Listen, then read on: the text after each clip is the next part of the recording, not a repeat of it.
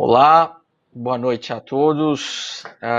Queria agradecer a presença de todos vocês em mais essa live pela Abrata. A Abrata é a Associação Brasileira de Familiares, Amigos e Portadores de Transtornos Afetivos, que faz parceria no dia de hoje com o Laboratório Janssen.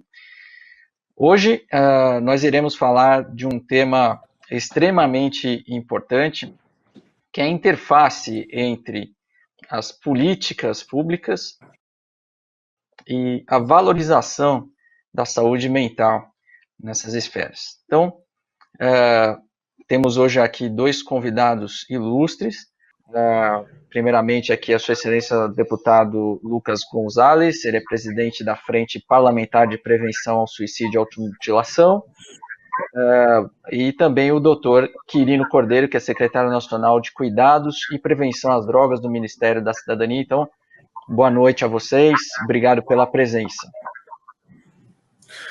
Boa noite, agradeço muito o convite da Abrata, estar com vocês aqui nessa reunião, nesses tempos, né, de reuniões virtuais. Uma alegria enorme estar ao lado aqui do nosso secretário, doutor Quirino, que é extremamente competente nesse assunto e espero poder contribuir nesse diálogo, nessa conversa tão importante, esse tema tão importante. E parabéns à Abrata pela iniciativa e pelo trabalho que vem fazendo.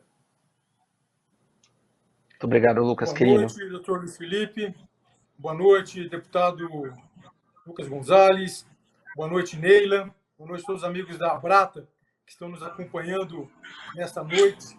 Eu gostaria de agradecer imensamente pelo convite, pela oportunidade de estarmos aqui hoje discutindo esse tema tão importante, que é políticas públicas na área de saúde mental. Eu, enfim, fico à disposição aqui para que nós possamos dar início às nossas conversas. Obrigado. Muito obrigado, doutor Quirino, deputado Lucas. Bom, eu acho que se alguém tinha alguma dúvida a respeito da importância da saúde mental nos tempos atuais, eu acho que isso realmente já findou, né? Quer dizer, o momento atual é um momento de atenção plena nesse sentido, quer dizer, as pessoas têm voltado mais a atenção por conta, inclusive, da pandemia, do qual todos nós vivemos. Enfim, a ideia era a gente levantar, então, eu acho que talvez para eu dar o primeiro passo, levantar a bola aqui, mas eu acho que em relação à política pública, nós temos, a partir principalmente de 1980, uma série de mudanças no nosso país, né, em relação à saúde mental. Então, passou-se a buscar uma reforma, realmente, do ponto de vista assistencial, etc.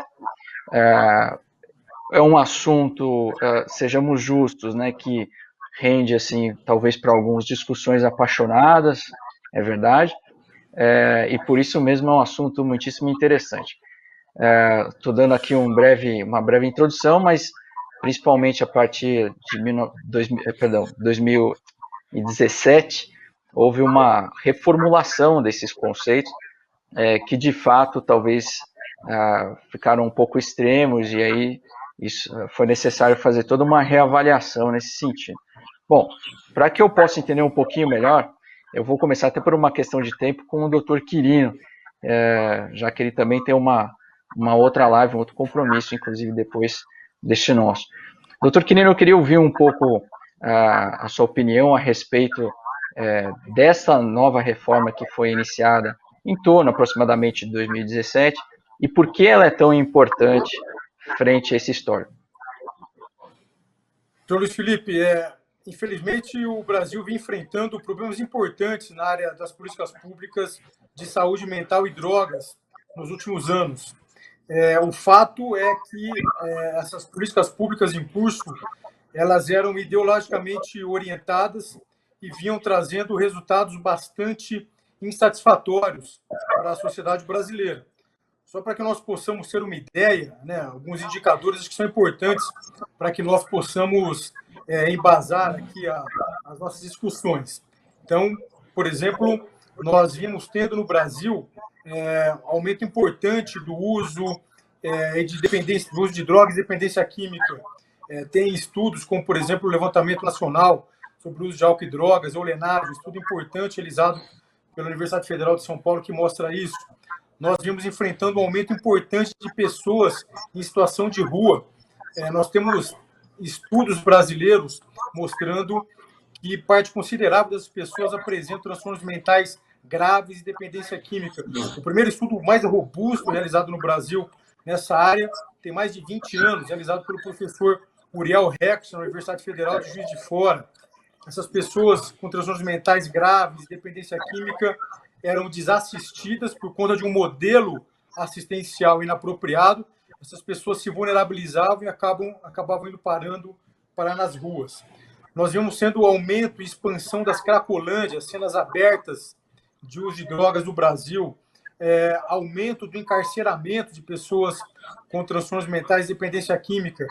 Tem 2 estudos muito importantes publicados recentemente nessa área, realizados por 2 grupos, um da Universidade Federal de São Paulo e um grupo também da Universidade Federal do Rio Grande do Sul.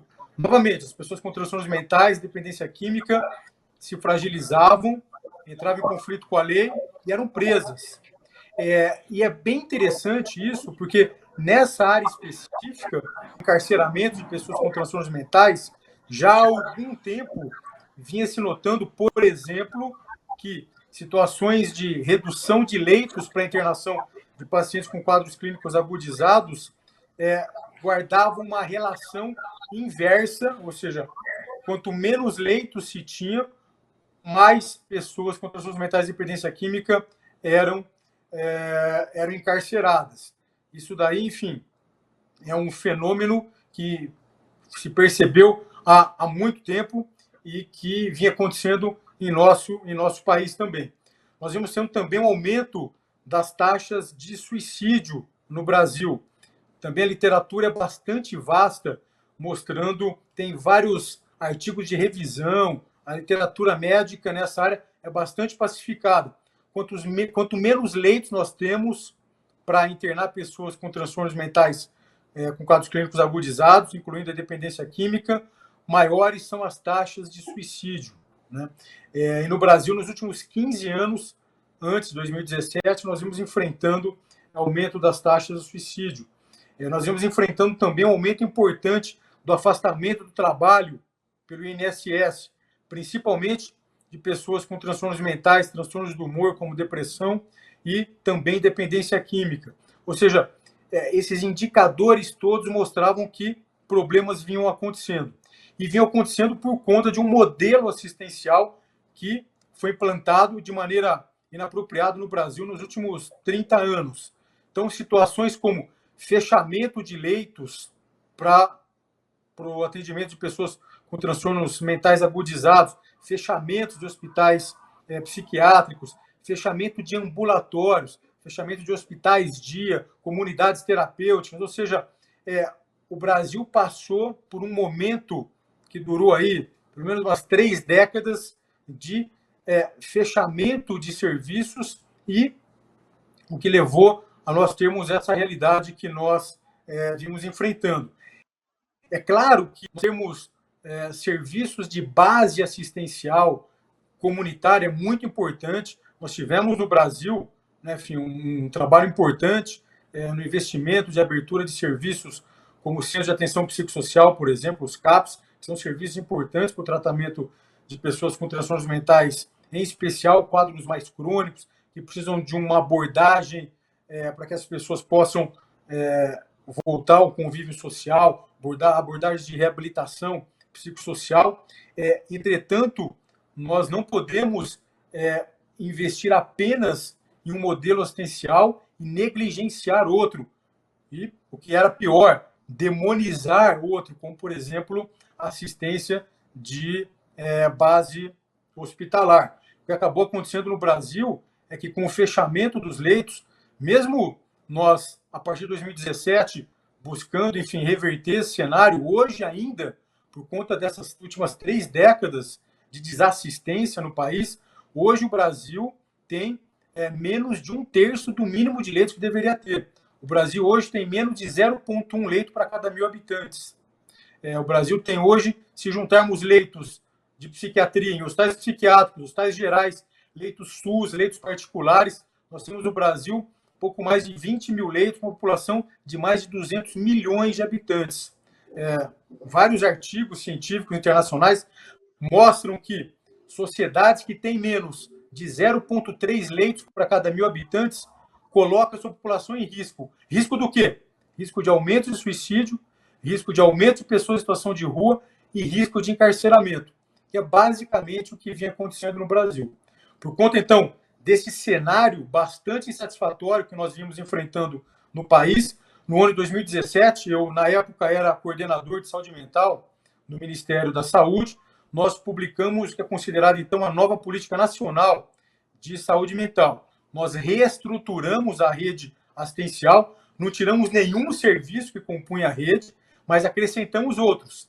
Né? Por quê? Porque em 2011 foi publicada, né, uma portaria do Ministério da Saúde instituindo a rede de atenção psicossocial da época, chamada RAPS, e que excluía o hospital psiquiátrico, excluía o ambulatório, excluía o hospital dia, e nós acabamos, então, reformulando isso, incluindo esse serviço, e mudamos um conceito, doutor Luiz Felipe e deputado Lucas Gonzalez, que, na minha opinião, é extremamente importante. Nós mudamos o conceito de serviços substitutivos por serviços complementares. Ou seja, nenhum serviço substitui o outro. O CAPS, por melhor que ele possa ser, ele não substitui um ambulatório. Né? Aliás, os ambulatórios de saúde mental, eles são muito mais custo-efetivos.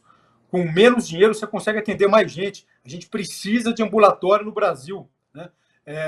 CAPS, por melhor que ele possa ser, mesmo os CAPS que realizam acolhimento noturno, eles não substituem a necessidade de internação.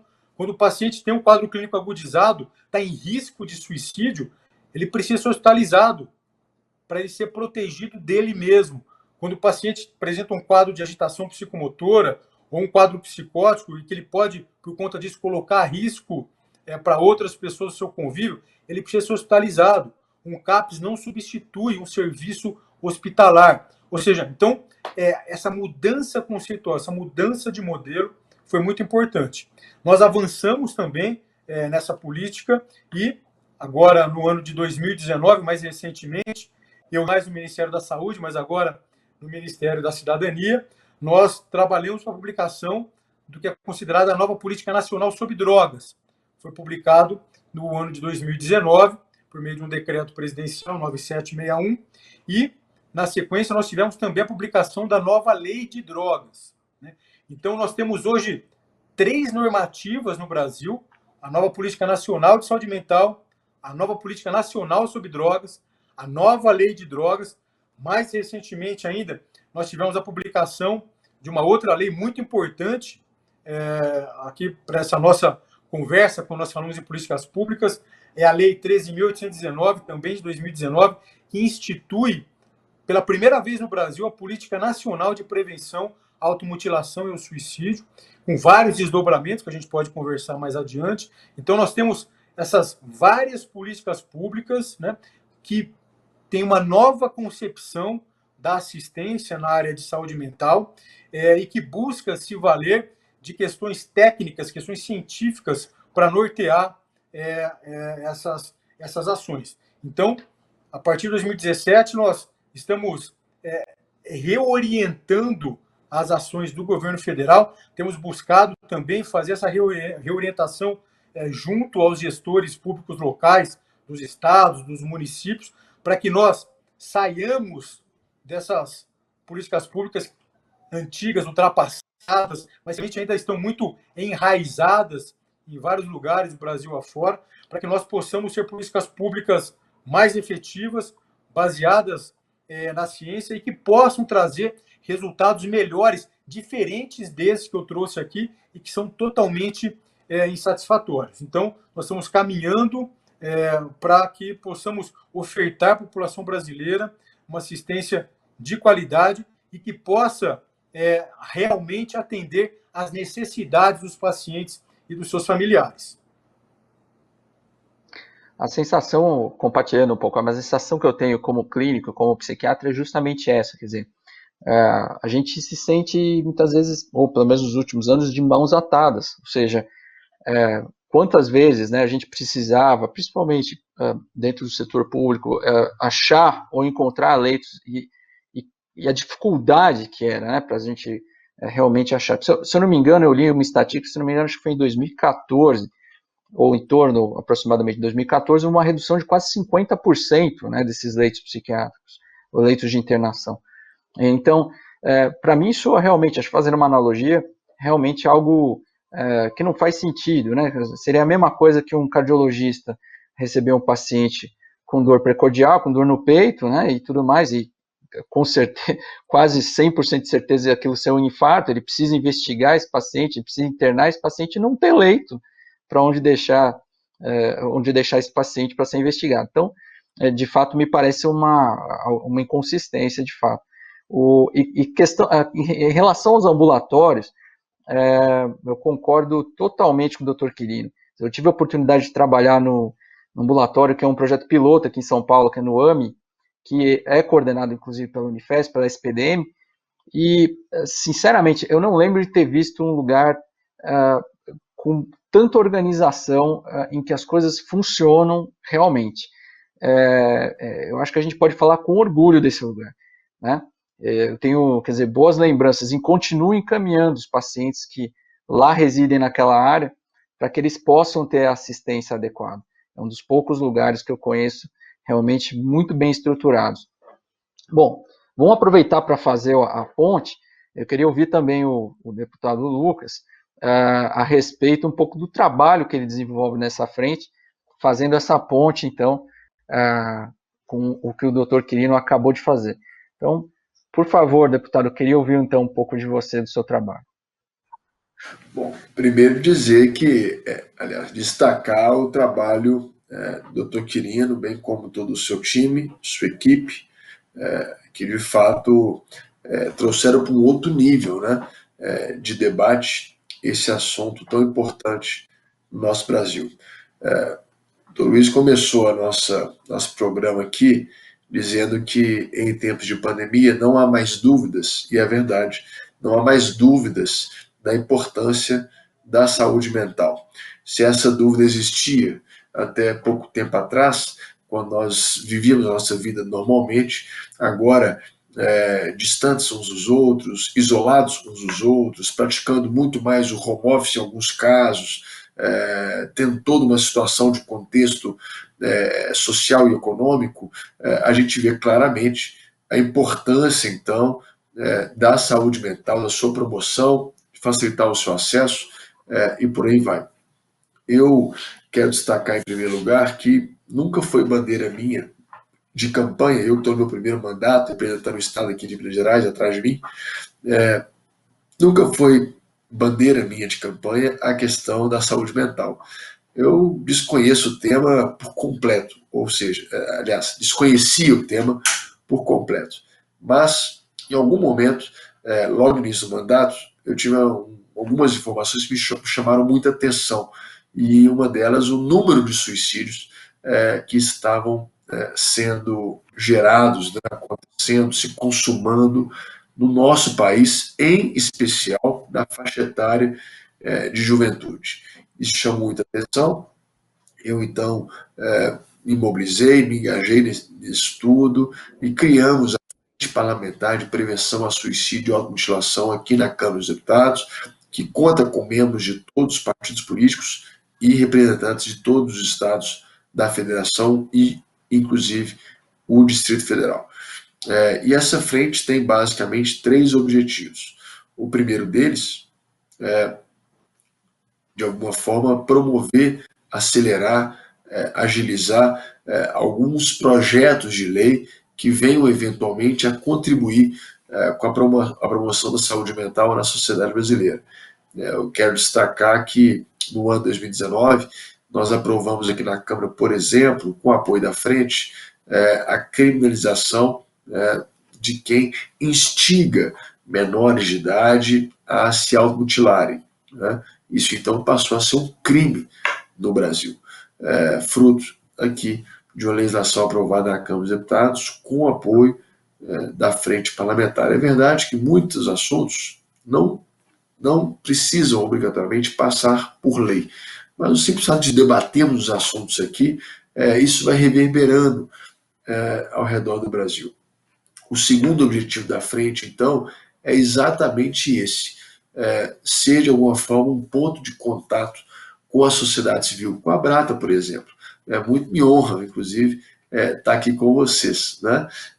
Porque a gente conversa com a Brata, conversa com outra associação, conversa com pais, conversa com escolas, conversa com dirigentes, conversa com corporações, por exemplo, da segurança pública, que eu tenho muito acesso lá em Minas Gerais, sempre levando essa mensagem de importância, de relevância da saúde mental, né? E o terceiro objetivo da frente é, de alguma forma, mobilizar orçamento, né? Um deputado ele tem acesso ao orçamento público da União. Eu, em 2019, fui membro da comissão de orçamento, e aí a gente quer, sim, a gente tem toda uma agenda para que, de alguma forma, a gente consiga, e o doutor Quirino conhece bem isso, como o nosso orçamento é engessado, é difícil, né? Mas a gente tenta, água mole, pedra dura, tanto bate até que fura, né? A gente vai tentando, vai ali conversando para que as políticas públicas de saúde mental sejam alvos de maiores orçamentos, para que a gente amplie, por exemplo, o nosso número de leitos, que representa o que o doutor Quirino disse tão bem, né? Um número que, se não for bem olhado e bem cuidado, pode resultar uma série de consequências negativas para a nação. Então, a frente se dispõe a conversar com a sociedade civil, a aprovar projetos, conversar com o executivo também via orçamento, para que a gente possa levar a bandeira aí da valorização da vida, independente de onde a gente esteja. Muito bom. Obrigado, deputado. Eu estava até pensando aqui, você estava falando previamente de visões apaixonadas, muitas vezes, né, em relação a esse assunto. Eu lembro num determinado momento, eu trabalhei também em CAPS, e uma paciente, ela estava muito mal, e o pessoal veio, o pessoal da equipe multiprofissional, muito preocupado, me procurar, e dizendo que, enfim, a pessoa estava, vamos dizer, com ideias de suicídio, etc. E tal. Bom, uma situação dessa, a gente como médico, claro que a primeira coisa que a gente tem que fazer vamos dizer, atuar no sentido da proteção à vida, né, proteger o paciente. E o que a gente poderia fazer naquele momento é solicitar a internação.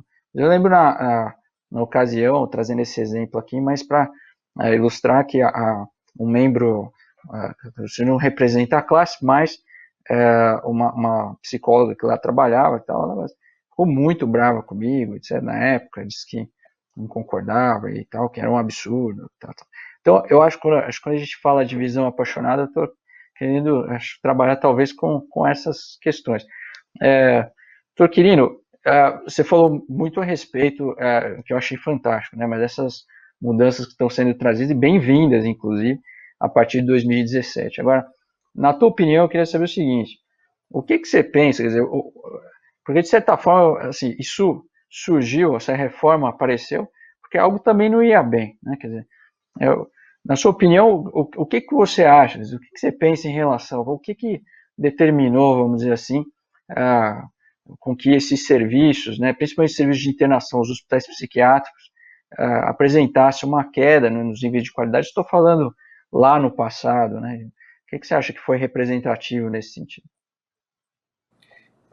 Na verdade, o que acabou acontecendo, né, é que houve uma situação no Brasil em que nós, na final da década de 70, início da década de 80, nós tivemos um caldo de cultura aqui no Brasil favorável para o florescer, para o desabrochar de um movimento que foi bastante importante. Hoje já não tem mais tanto apelo na nossa sociedade, mas que foi um movimento importante, que foi o movimento da luta antimanicomial. basicamente porque nós tínhamos, naquela ocasião, um serviço centrado quase que exclusivamente em grandes hospitais que não tinham necessariamente a ideia de trabalhar com pacientes agudos para manejar o quadro que o colocava em risco, ou colocava em risco outras pessoas, e depois ajudá-lo a retornar para o convívio familiar, para o convívio social. Basicamente, eram grandes hospitais, grandes instituições asilares. Era isso que nós tínhamos e que ofertava cuidado de qualidade bastante ruim para as pessoas que lá eram internadas. Então, era essa a realidade que nós tínhamos. Grandes serviços, uma oferta de cuidado precária e um sistema asilar. Era essa que nós tínhamos no final da década de 70, início da década de 80, no momento em que o Brasil se redemocratizava. Então, basicamente, isso daí acabou favorecendo, então, o surgimento desse movimento, que no início, enfim, foi um movimento importante, denunciando essas situações, mas acabou se radicalizando e acabou tomando um caminho equivocado, né? Ou seja, ao invés de buscar readequar esse serviço e melhorar o serviço de base hospitalar no Brasil, optou simplesmente por fechar esse serviço. Essa não é uma história que aconteceu só no Brasil. Aliás, no Brasil, esse movimento aconteceu de uma maneira um pouco extemporânea. Em outros países do mundo, esse movimento já vinha acontecendo pelo menos aí uns 10, 15, 20 anos antes. Nós tivemos isso nos Estados Unidos, vários países da Europa. Então, o que acabou acontecendo nesses países onde esse movimento iniciou é que houve também uma situação parecida com o que tinha acontecido aqui no Brasil, e o Brasil, então, mais tardiamente importou essas ideias. E num momento, inclusive, né, histórico, em que vários desses países já faziam, né, uma trajetória contrária, né, buscando reorientar as suas ações na área de cuidado em saúde mental. Então, essa reforma da ciência psiquiátrica que aconteceu no Brasil no final da década de 70, início da década de 80, aconteceu em outros países também, teve a sua importância, ou seja, não era aceitável que nós tivéssemos uma situação que nós tínhamos no país.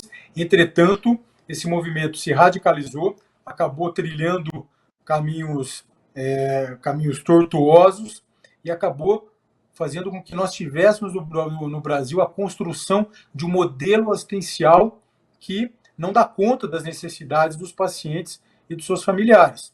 Foi isso que acabou acontecendo no país. Então, com o fechamento de leitos, por exemplo, nós tivemos no Brasil aumento de suicídio, aumento de encarceramento de pessoas com transtornos mentais e dependência química, aumento de pessoas com transtornos mentais e dependência química em situação de rua, nas cracolândias. Então, nós precisamos reorganizar isso, né? Nós precisamos ter um sistema forte de base comunitária, obviamente, mas também um sistema forte, robusto, custo-efetivo de base hospitalar. E é interessante porque essa ideia de serviço substitutivo que foi desenvolvida no Brasil, isso daí é completamente equivocado. Como eu já disse, não há um serviço que substitui o outro, né? E uma outra questão também é que a aposta que foi feita no Brasil para o fortalecimento da assistência de base comunitária foi nos CAPs. CAPs são serviços importantes, né? Mas para esses pacientes com quadros clínicos mais graves, que precisam passar por um processo de reabilitação psicossocial, né? Mas, na verdade, nós temos na saúde mental uma prevalência muito grande de transtornos mentais na população. Então, nós precisamos de serviços que sejam custo-efetivos, como, por exemplo, os ambulatórios. O doutor Felipe Lucília acabou de nos falar sobre o AMI aí em São Paulo, né, que fica na Zona Norte, na Vila Maria, um serviço de grande qualidade, de excelência. E depois dessas mudanças, né, da nova Política Nacional de Saúde Mental, que nós publicamos em 2017, nós, inclusive, passamos a aportar possibilidade de recurso para o custeio dos ambulatórios, né? Por quê? Porque, na verdade, nós não tínhamos recurso até então para custear esses serviços, né? Então, agora o governo federal tem recurso para financiar os ambulatórios. Porque também não basta só falar, olha, vamos criar um ambulatório no Brasil. A necessidade de se ter uma linha de financiamento, uma linha de crédito para esse serviço que nós passamos a fazer a partir de 2017, principalmente a partir de 2018. Dos hospitais psiquiátricos também, nós passamos a investir mais dinheiro nesse serviço. Só para que os amigos que estão nos acompanhando possam entender, no ano 2017, quando instituímos a nova Política Nacional de Saúde Mental, há quase 10 anos que não havia reajuste no valor das diárias dos hospitais psiquiátricos. Então, existia uma política deliberada de asfixiar financeiramente esse serviço. Então, nós fizemos um reajuste no valor das diárias na ordem de 65%. Então, todos os hospitais psiquiátricos do Brasil, todos eles receberam esse reajuste. Por quê? Para que esse serviço pudesse, então, ganhar um fôlego e passar a ofertar melhor qualidade de serviço. Nós passamos a aportar recurso por outras maneiras. Eu estava conversando um pouco antes de entrar aqui no ar com o deputado Lucas Gonzalez. A gente está agora no momento, né, de discussão do orçamento para esse ano agora, 2021. Desde 2017, então, que eu fui para o Ministério da Saúde, nós abrimos a possibilidade dos hospitais psiquiátricos receberem recursos adicionais via emenda parlamentar. Os parlamentares, deputados federais, senadores, têm um quantitativo de recursos que podem aplicar em alguns serviços, e nós colocamos a possibilidade desses recursos irem também para os hospitais psiquiátricos. Ou seja, o que nós, na verdade, temos buscado fazer nesses últimos 4 anos é investir na criação de serviços mais custo-efetivos, como ambulatórios, na área do tratamento de base comunitária, em hospitais para tratamentos de pacientes que apresentam quadros agudos. Obviamente que nós não concordamos com hospitais que funcionam como asilos. Asilo não é hospital, então nós queremos hospitais para o tratamento de quadros agudos e nós precisamos muito desses serviços no Brasil. Então nós temos trabalhado agora para recuperar a qualidade, né, do parque hospitalar brasileiro psiquiátrico, e com tudo isso para diminuir as barreiras de acesso das pessoas que apresentam transtornos mentais, tanto acesso em serviço de base comunitária quanto acesso em serviço de base hospitalar no país. Muito bom. Eu estava pensando aqui, né? É uma pergunta que eu queria fazer, porque realmente também nunca ouvi falar disso. Na prática, né, na nossa prática privada também, uma grande dificuldade é encontrar leitos para pacientes agudos, não só no SUS, mas também em instituições privadas, né?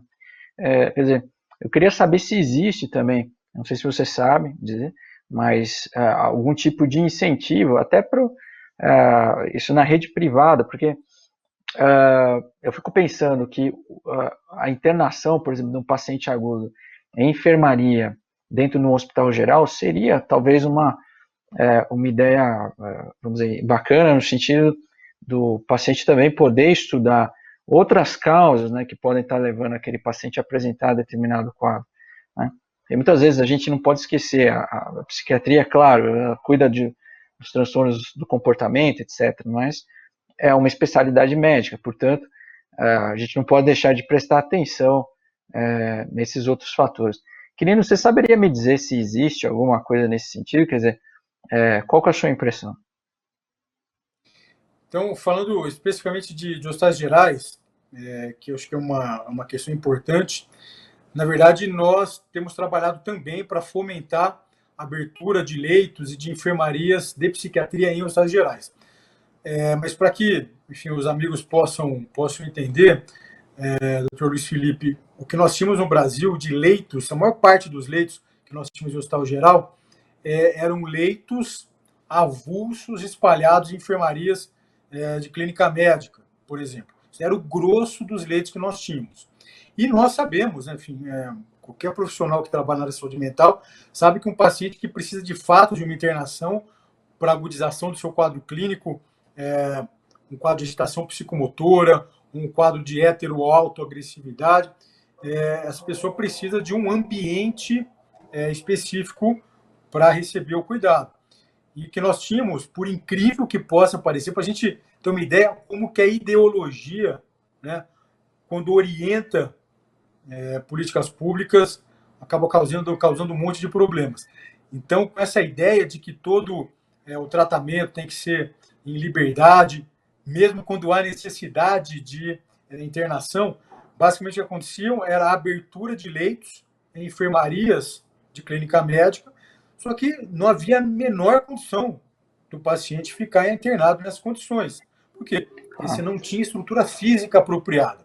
Então, nós mudamos também, em 2017, quando publicamos a nova Política Nacional de Saúde Mental, nós, então, mudamos toda a estrutura para abertura de leitos de psiquiatria em hospital geral. A partir daquele momento, então, obrigatoriamente esses leitos precisam estar dentro de enfermarias do hospital geral e eles precisam ter no mínimo 8 leitos. Por quê? Para que haja a possibilidade de viabilidade econômica para o hospital. Ou seja, se você precisa organizar uma estrutura especializada dentro de um hospital geral, e se você tem menos de 8 leitos, menos de 8 leitos, essa estrutura não é economicamente viável. Então, nós colocamos um número mínimo de 8, necessariamente dentro de uma enfermaria de um hospital geral, e temos trabalhado para a expansão desses serviços. E colocando, inclusive, a obrigatoriedade do trabalho de um psiquiatra nesse serviço, porque também, por incrível que possa parecer, não era obrigatório a presença de um médico psiquiatra para a existência de uma enfermaria de psiquiatria em um hospital geral. Então, qualquer médico não especialista poderia ser o responsável por esse serviços custeados pelo SUS. Eu costumo dizer que é mais ou menos a gente ter numa UTI, médicos trabalhando sem nenhum domínio da área do intensivismo. Então, ou seja, nós tínhamos essas questões no Brasil, nós mudamos também a estrutura, né, a ideia que está por trás da internação em hospital geral, que é extremamente importante, né? Principalmente em situações de comorbidade, principalmente em situações em que comorbidade com outros quadros clínicos, e quando há suspeita, né, enfim, do quadro psiquiátrico ter uma base orgânica. Então, nós avançamos também nisso, remodelamos, né, estamos trabalhando para remodelar todo o parque de internação de pacientes com transtornos mentais e dependência química em hospitais gerais. Obrigado, Quirino. Voltando um pouquinho para o deputado Lucas. Deputado, nós sabemos, pelo menos dentro da área de saúde mental, que uma das intervenções, vamos dizer assim, mais eficazes e, na minha opinião, acho que um custo praticamente irrisório, é a psicoeducação, ou seja, é você ensinar tanto para o paciente quanto para as famílias aspectos sobre a doença, tratamento, prognóstico, enfim. Vamos dizer, instrumentalizar as pessoas a respeito do quadro clínico, né? Então, que é exatamente o trabalho que a Abrata faz também, né? Vamos dizer, uma das veias da Abrata é justamente essa, né? Eu queria saber se, dentro desse trabalho da frente parlamentar, existem também, vamos dizer assim, alguns tipos de fomento nesse sentido, se é algo mais direcionado regional, se tem algum projeto também, vamos dizer, com abrangência mais nacional, e queria que você pudesse contar um pouco da sua experiência. Bom, não existe nada assim, digamos, muito em frente aí, que vá de frente à sua pergunta na sua plenitude, né? Mesmo que os desafios do Brasil são enormes, não é? Quando a gente fala de saúde mental, a gente precisa inserir a saúde mental dentro da saúde como um todo, e aí a gente ainda está assim, a muitos passos, uma distância muito grande, aquilo que a gente considera uma saúde essencial. Basicamente, minha esposa é médica, né? E ela cita assim com muita propriedade, porque ela atende no SUS, lá em Belo Horizonte, o completo desconhecimento de boa parte da população que vai até ela, né, onde ela atende, a unidade de atendimento que ela atende, total desconhecimento de coisas simples ali da saúde do dia a dia, né? Quanto mais a gente pode imaginar, então, da questão da saúde mental. É um desconhecimento completo e um desafio enorme, então, poder levar informação, poder levar educação, poder levar conhecimento de saúde mental, exatamente isso que você citou, Luiz, para milhões de famílias brasileiras. É um desafio muito grande, né? Mas a gente tem um compromisso, sim, os parlamentares mais assíduos na frente parlamentar, de ser uma voz da valorização da vida nos seus estados, debaixo da sua influência. Não é?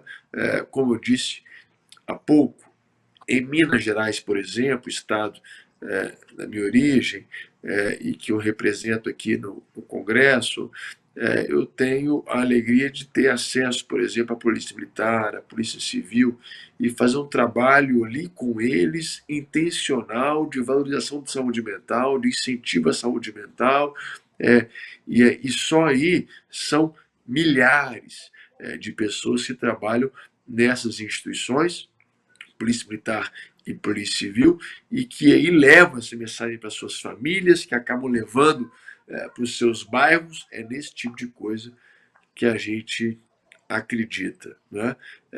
Mas ano passado a gente fez uma coisa bem legal, eu queria destacar aqui. Ano passado, inclusive em parceria aí com vocês, né? E com outros parceiros, nós escrevemos uma cartilha. Cartilha essa que ficou muito didática, muito leve, fácil leitura, voltada para alguns públicos específicos. Né? Então, a gente disponibilizou isso, eu no meu site, nas minhas redes sociais, mandei para várias instituições, quem estiver eventualmente nos assistindo e quiser essas cartilhas, poxa, manda um e-mail aqui no gabinete, a gente manda por e-mail, é PDF, não tem dono, é da sociedade para a sociedade, né, de quem quer a promoção da saúde mental, da saúde das pessoas, a plenitude de vida das pessoas, e a gente fez essas cartilhas, né, se não me engano, foram 4 cartilhas, já tem tempo que nós escrevemos isso, então me permita aqui, Luiz, se você lembrar, mas me parece que, pelo que eu me lembro, uma cartilha mais genérica, uma mais para jovens, uma para idosos e uma para profissionais da segurança pública, se eu não me engano, esses foram aí os públicos-alvos das cartilhas que escrevemos juntos. Né? E é esse tipo de coisa que eu acredito, né? Que uma cartilha dessa pode girar, e chegar na mão de alguém que precisa tanto. Né? Então, o Estado pode fazer muito pouco, né? A gente pode mais assim dar uma luz, dar uma voz, mas a sociedade pode fazer muito mais. E aí fica aqui sempre o encorajamento que a sociedade faça muito mais. Né? Eu termino contando uma história de que eu, como parlamentar, tenho aqui as minhas funções, atribuições e tudo mais, mas eu sou membro da igreja lá em Belo Horizonte. E essa igreja, do Setembro Amarelo, fez algo fantástico. A gente escreveu mais de 1000 cartas, os membros da igreja, mais de 1000 cartas em papéis amarelos distribuímos no nosso bairro. E a gente depois escolheu assim resultados inacreditáveis, que uma lei não chega nesses lugares. Um discurso aqui no plenário da Câmara não chega, mas uma carta escrita por alguém que mora lá perto chega e faz toda a diferença. Então é nesse tipo de trabalho que a gente também acredita muito. Obrigado por compartilhar, Lucas. Eu acho que você falou é tão importante, quer dizer, pensando aqui, os grandes trabalhos, né, e vamos dizer, os mais complexos no sentido de alcance, mas ainda assim aqueles mais simples também, ao mesmo tempo de serem feitos, são os trabalhos que partem, né, a partir das pessoas, da comunidade mesmo. E você veja, né, como algo totalmente vamos dizer, simples de fazer, escrever cartas, ou como trabalho. Por exemplo, estava lembrando, você falou das cartas, me lembrou um pouco do trabalho que a Brata fez também em determinada ocasião aqui em São Paulo, no Setembro Amarelo, em que também, né, as pessoas deixavam mensagens, né, para as pessoas que estavam passando por períodos difíceis e tal. São coisas simples, né, que a gente pode fazer, mas que fazem a diferença na vida das pessoas, né? De fato, um belo trabalho. Estava pensando também nessa questão formativa das pessoas, né? Mas talvez até nessa discussão aqui a gente possa, sei lá, de repente levantar a bola nesse sentido, né? Será que não seria interessante, né? Da mesma forma como a gente tem uma série de publicidades no sentido de alertar as pessoas, por exemplo, para o fumo, etc., mas também alertar, né, no sentido, opa, vamos prestar atenção, né, no que está acontecendo com você. Talvez você esteja com depressão, ou talvez você esteja passando por um momento difícil. São assuntos de fato difíceis, né? Se a gente for falar, por exemplo, da frente parlamentar, do seu trabalho que você desempenha, falar sobre suicídio, poxa, é um assunto denso para falar, né? Você disse aí, as cartilhas estavam, vamos dizer, bem escritas, numa linguagem mais acessível, mais tranquila, e assim tem que ser, né? Falar sobre isso não deve ser um tabu, mas deve ser algo transparente para ser transmitido para o máximo de pessoas possível. Bom, eu queria, antes de eu continuar aqui, mas perguntar ao Dr. Quirino também como é que está o tempo dele, porque afinal de contas atrasamos um pouco aí. Quirino, como é que você está? Obrigado. Eu tô com uma live agora, mas enfim, tá sob controle lá. O pessoal aqui da nossa equipe tá cuidando lá da outra live e daqui a pouco eu vou para lá. Mas eu gostaria de aproveitar, doutor Luiz Felipe, só para comentar um pouco essa questão, né, da psicoeducação e do envolvimento dos vários atores sociais, dessas várias forças vivas que compõem a sociedade, né, o engajamento das pessoas, dessas forças, desses movimentos, quão potente isso é.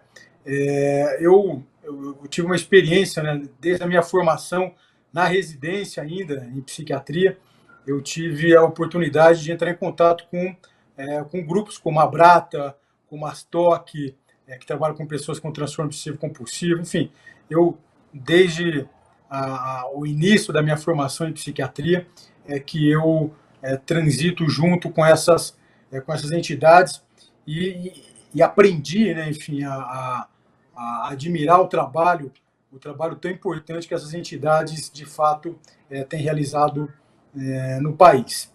E aqui no governo federal, nós temos buscado, doutor Luiz Felipe, trazer essas entidades, trazer essas pessoas para a construção da política pública. Infelizmente, o que vinha acontecendo, né, nessas últimas gestões do governo federal eram políticas públicas centradas exclusivamente no Estado, né, no aparato estatal para oferta de cuidado, no aparato estatal para ações de prevenção. Nós, obviamente, acreditamos da importância do Estado, né, o Estado trabalhar de maneira bastante forte, cumprindo, né, as suas atribuições legais, constitucionais.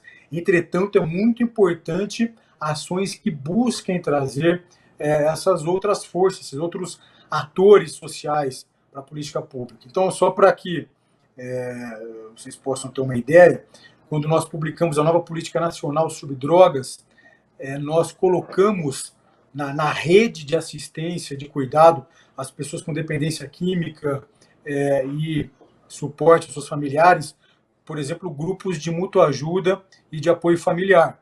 Então, grupos de mútua ajuda e apoio familiar hoje constituem oficialmente a rede de cuidado às pessoas que apresentam dependência química de acordo com a nova Política Nacional sobre Drogas. E nós começamos, então, a trabalhar de um jeito mais próximo com esses grupos. No ano de 2019, nós lançamos um grande edital de financiamento para grupos que trabalham na perspectiva da mútua ajuda e do apoio familiar de pessoas que apresentam dependência química. Então, hoje, nós aqui no governo federal ajudamos no financiamento de grupos como, por exemplo, o Amor Exigente, Pastoral da Sobriedade, Cruz Azul no Brasil, Grupo Esperança Viva, enfim, são grupos que trabalham na ajuda, no auxílio, no processo de recuperação da pessoa com dependência química e também no apoio, no suporte às suas famílias. Porque nós sabemos que o apoio às famílias é extremamente importante para o sucesso da recuperação do dependente químico. Nós começamos também um trabalho importante de parceria com os grupos anônimos, como Alcoólicos Anônimos, Narcóticos Anônimos, Alanon, Naranon, que são os grupos de apoio às famílias das pessoas com dependência química. Então, nós temos trabalhado também em parceria com esses grupos, em colaboração com esses grupos. Nós temos trabalhado adquirindo, por exemplo, literatura de Alcoólicos Anônimos e Narcóticos Anônimos e distribuído essa literatura para a sociedade, para fazer chegar essas informações sobre a importância do trabalho desses grupos. Ainda quando eu estava no Ministério da Saúde, no ano de 2017, eu trabalhei para viabilizar um projeto importante que foi a linha Tridígitos do CVV, do Centro de Valorização da Vida, o número 188. Antes, na verdade, as pessoas que ligavam para o CVV, em que pese o trabalho gratuito, voluntário das pessoas que atendem lá no CVV, a ligação era tarifada. Então, nós mudamos isso, né, com o tridígito, agora 188, as pessoas que ligam para o CVV acessam de maneira gratuita, né, o que acabou aumentando de maneira substancial, enfim, diminuiu a barreira de acesso, aumentou o contato das pessoas com o CVV, e isso daí, enfim, informação bastante importante. Agora nós estamos numa parceria com Narcóticos Anônimos, com o NA. O NA também ganhou agora a sua linha Tridígitos para também trabalhar. Então, agora a linha do Narcóticos Anônimos, que vai ser efetivada daqui a pouco tempo, mas já saiu a publicação, isso daí já está oficializado.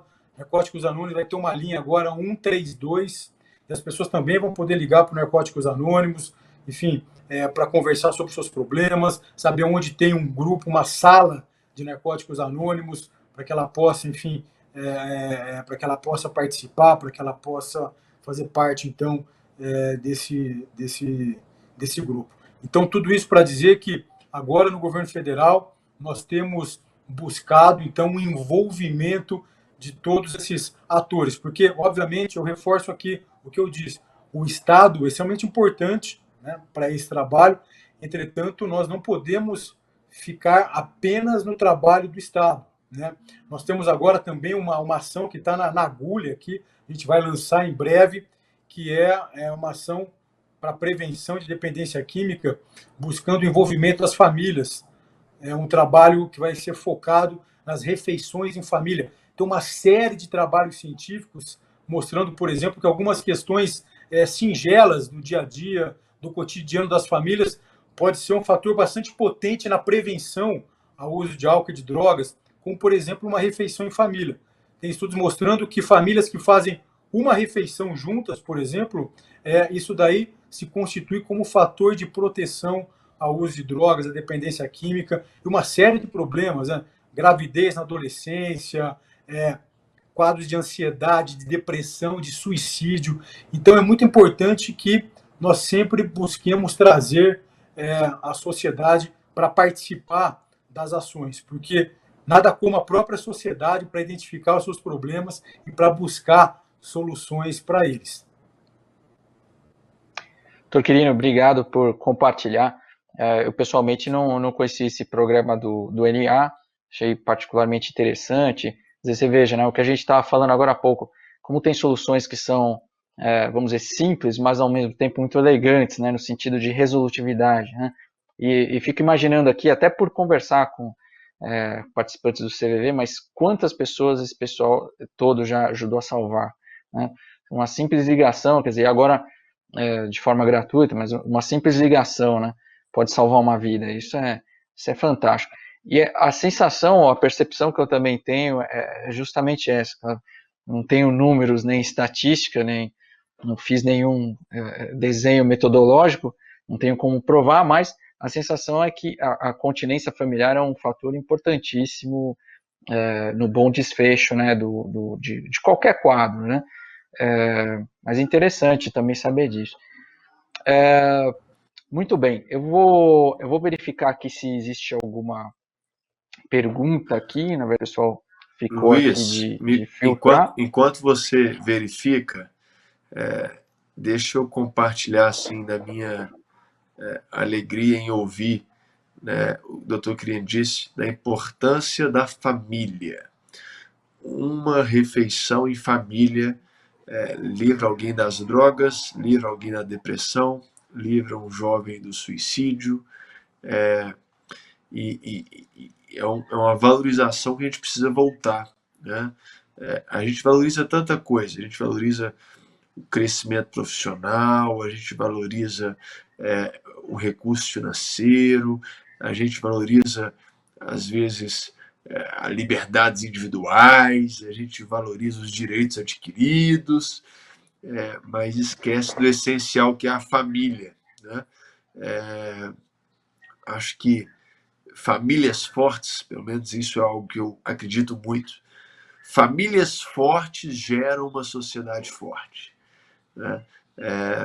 E acho que de tudo que foi dito aqui, o nosso ouvinte, se ele puder pegar um pouquinho, né, do tempo, da energia, da intencionalidade dele e dedicar à família dele, eu tenho certeza que ele vai estar contribuindo muito para a saúde mental, para a plenitude de vida aí do cônjuge, dos filhos, dos pais, dos irmãos, e por aí vai, né? E eu também quero assim registrar minha gratidão em participar com vocês. Estou querendo um aprendizado, viu? Poxa vida, quem sou eu aqui perto do senhor, esse currículo, né? Tanta experiência, e quero pedir perdão também porque a gente está voltando às sessões presenciais hoje aqui em Brasília e havia reservado até às 21 horas para estarmos juntos, em função aqui de um outro compromisso com a bancada do Novo.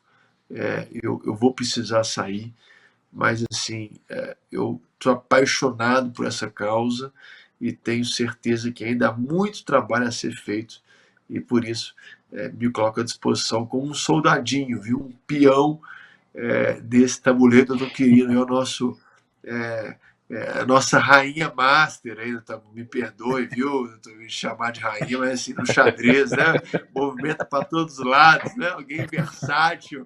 E eu aqui, como peãozinho, para servir nessa causa tão nobre da valorização da vida, viu? Lucas, obrigado pela tua presença. Fica super à vontade. Obrigado, pessoal. Um abraço. Um grande abraço. Para a gente Boa noite, finalizar, deputado. viu, querido, eu também não vou tomar muito mais seu tempo, mas as duas perguntas que eu filtrei aqui. Uma delas é o seguinte aqui: quais as ações de promoção de saúde pública no momento da pandemia que estamos vivendo? E uma segunda questão que vem aqui para a gente é o seguinte: como que vamos dizer, os atores que estão na política, mas como é que vocês pretendem tornar a rede pública de saúde mental mais acessível e talvez mais eficaz no sentido de, né, resolutividade para quem depende, né, dessa rede pública para o tratamento? As considerações finais, Quirino, por favor. Então vamos lá. Dr. Luiz Felipe, muito obrigado pelas perguntas e agradeço aos amigos que estão nos acompanhando pelo envio delas. Então, começando aí pela última, basicamente o que nós precisamos ter em políticas públicas de maneira geral são ações norteadas, obviamente, por evidências científicas, questões técnicas, e precisamos buscar uma coisa que é muito importante, que é a custo-efetividade, ou seja, o dinheiro ele sempre é curto, e ele é curto para qualquer área, é curto aqui no Brasil, é curto em qualquer país do mundo. Tem país que tem mais, tem país que tem menos, mas o recurso sempre precisa ser aplicado de maneira apropriada, porque nós não temos recursos infinitos. Então, esse trabalho buscando a construção de uma rede assistencial custo-efetiva é muito importante. Quando nós pensamos nessa questão aí da redução de barreiras de acesso para as pessoas, atender maior número de pessoas, nós precisamos pensar, então, quais são os serviços mais custo-efetivos. É óbvio que quando nós remodelamos a política de saúde mental, com a nova Política Nacional de Saúde Mental, lá em dezembro de 2017, e aí já se vão aí 3 anos, na verdade, a nossa ideia lá não era destruir serviços existentes, ou seja, não era ter uma ação restritiva, discriminatória com nenhum tipo de serviço. Mas nós precisamos entender uma situação que é bastante importante. Serviços de base comunitária, como por exemplo os CAPs, eu já disse anteriormente, são extremamente importantes, mas eles têm um tipo de trabalho que é voltado para a reabilitação de pessoas com quadros clínicos mais graves, mais crônicos. Quando nós temos pacientes com quadros clínicos mais estáveis, ou quadros clínicos que precisam ser estabilizados, mas fora de um processo de internação, essas pessoas precisam estar em ambulatórios. Muitas das pessoas também na atenção primária à saúde, né? Por quê? Porque a prevalência de pessoas com transtornos mentais na população é extremamente grande. Então, nós precisamos de serviços que dê vazão a essa demanda. Tem um estudo, né, falando dos estudos, um estudo publicado no ano passado, realizado em vários países aqui da América do Sul, mostrando um hiato assistencial, mostrando o que a gente chama de gap assistencial, né? Ou seja, na verdade, em países de toda a América do Sul, incluindo o Brasil, esse gap assistencial na atenção de base comunitária. Isso daí também aqui no Brasil. Por quê? No caso do Brasil, mais especificamente, porque nós focamos nesses últimos 30 anos quase toda a nossa energia para expandir a rede assistencial dos CAPs. Agora nós precisamos expandir os ambulatórios de saúde mental. Ou seja, com menos recursos, nós precisamos atender mais gente. Nós precisamos dessa grande demanda que nós temos. E o caminho é esse. E o Ministério da Saúde, desde que nós reformulamos a política de saúde mental, agora tem dinheiro para investir nos ambulatórios. E na assistência de base hospitalar, nós precisamos investir na abertura de leitos. Nós precisamos ter mais leitos, mas também precisam ser custos efetivos. Só para que o Dr. Luiz Felipe, os amigos que estão nos acompanhando possam entender, aqueles leitos que eu falei, que eles ficavam, espalhados por enfermarias de clínica médica, cirurgia, pediatria, que era uma questão totalmente, inapropriada. Só para que a gente para que a gente possa ter uma ideia, a taxa de ocupação daqueles leitos, Dr. Luiz Felipe, no estudo que nós fizemos, quando estávamos trabalhando para mudar a política de saúde mental, nós fizemos vários estudos para chegarmos, à nova política que foi aprovada. É importante que fique claro que esses leitos tinham uma taxa de ocupação de menos de 15%. Por quê? Nossa. Porque eles funcionavam em espaço físico totalmente inapropriado. E o que é pior ainda, viu? O SUS pagava como leito cheio.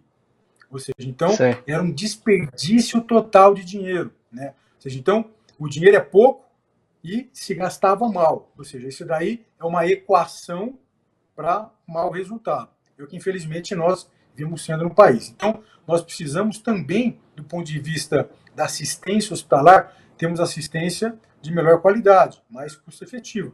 Essa assistência hospitalar pode ser em hospital geral, mas precisa ter condições específicas para o funcionamento desses leitos de hospital geral, dentro de enfermarias, com um corpo clínico especializado, como, por exemplo, presença de psiquiatra, que também não era exigido pelo Ministério da Saúde antes de 2017.